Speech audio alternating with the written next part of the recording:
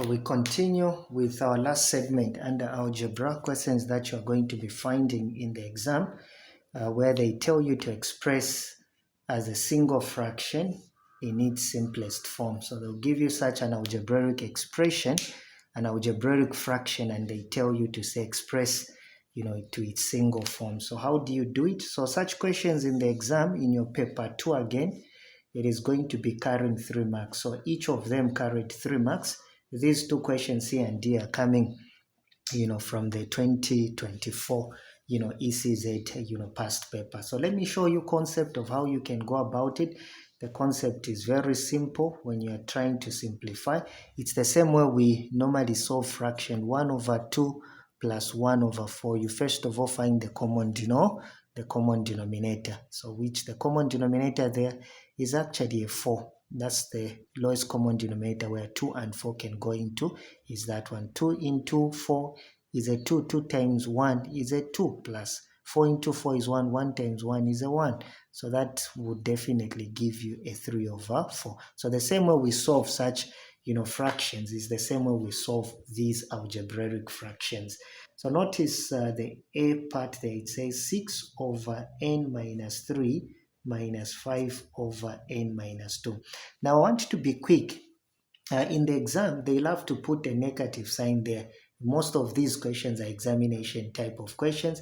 They love to put a negative because they know that you make a mistake. So how do you find your common denominator? Well, just take these and enclose them in brackets. So I'll get n minus 3 and bring it as close as possible because it's 1 as the common denominator. So when you get this as your common denominator, in simple terms, it's like when you take this as your common denominator, it's like this multiplies by 6 and that 5 multiplies by that. So that is what it simply means when you get this as your common denominator. So it's like when n minus 3 goes into that, this and that will cancel. I'll remain with n minus 2, which will multiply by 6. But like I said, if you get this, it's like this times that. So it will be more like 6 multiplied by n minus 2.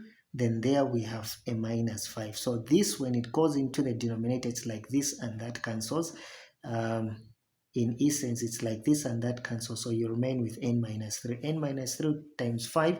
So please, you need to start with a number. So it's negative 5 multiplied by n minus 3.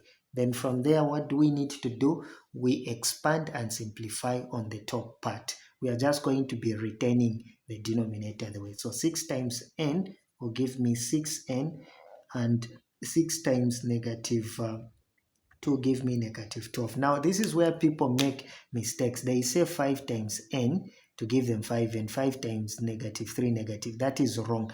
You need to also pick up the sign in front there, multiplied. That's what it simply means. So it's negative 5 times n will give you negative 5n. Negative 5 times negative 3 will give you a positive 15. You have seen?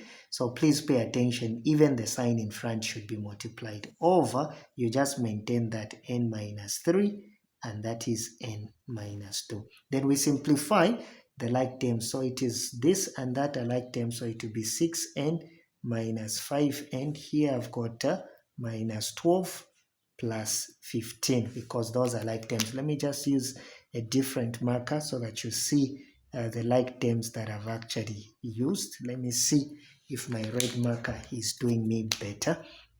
So negative 12 plus 15 there. So that's what it simply means, over, in this case, n minus 3 and n minus 2, like I said. So 6n minus 5n, well, that is going to give us just n. Then negative 12 plus 15, different signs. You subtract getting the sign from the bigger number. So 12, 13, 14, 15, that will give you a positive 3 over, in this case, n minus 3 and n minus 2. Remember, you cannot simplify that further. So this is your final answer that you have there. So this is what I wanted you to do. You have expressed it as a single fraction in its simplest form. That's the way you can do it. Well, let's look at the B part there.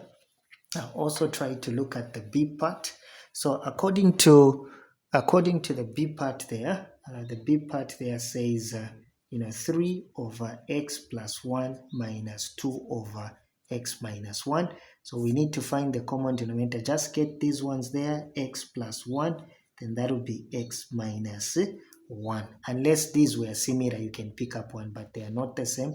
That's why I've taken them. So remember what I said, when you get this, it's like this will multiply by that, and this will multiply by that. That's the idea that we have there. So it is going to be, in simple terms, it will be 3 multiplied by x minus 1 minus 2, and then this will multiply by that, which will be x plus 1. So we expand on top and simplify. 3 times that will give me 3x.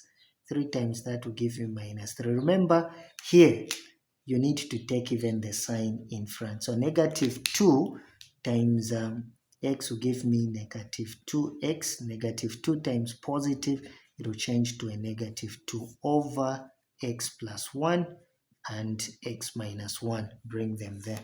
Then we can collect the like terms. So this and that are like terms, so it will be 3x minus 2x. Then you have minus 3 minus 2 there, over the common denominator that we do have, x plus 1 and x minus 1 there. So 3x minus 2x will give me just x. Negative 3 minus 2, same signs we add, so that will be minus 5 over x plus 1, and that will be x minus 1. You can't simplify that further. That is where we end. So this is your answer. So this is how simple you can go about it. So I'll leave C and D for you to work out and actually do your practice session. Thank you so much for watching. Watch out for more videos. Please, you can like, subscribe, so that we can make more videos for others too, to benefit like you are doing. Thank you so much.